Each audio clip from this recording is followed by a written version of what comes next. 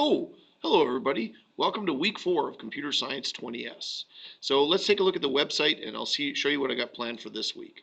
So here during week 4, the plan is that you should be continuing our Unit 2. Unit 2, the Introduction to Programming or the Introduction to IDEs, is a follow-up to the very first introduction unit, just an introduction to computer science. And at this point here in week 2, you've started, and what you've probably done is you've taken a look at the Unit 1 content, Part 1.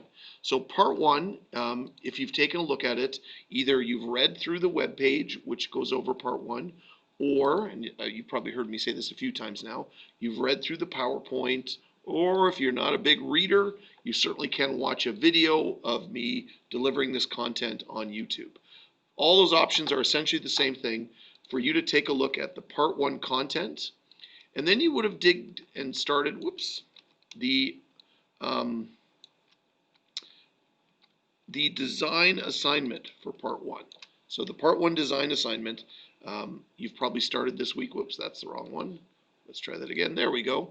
So this is the assignment I'm talking about. This is the assignment that you've probably been sort of working on the previous week. So now here during week 4, now it's time to start taking a look when that's done at Part 2. So Part 2 is a different thing for you to look at. And with Part 2 comes an example that I want you to do.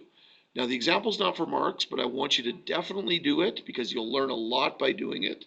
And with the examples, you'll go through the example page and it'll walks you through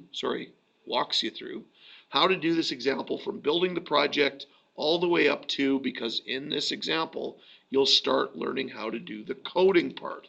So you'll have the coding part there to work on.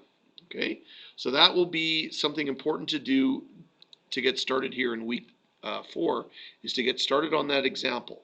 Once you've done that example, once you've looked at the Part 2 content, then you'll be ready to start looking at problem 1, 2, and 3 of this unit.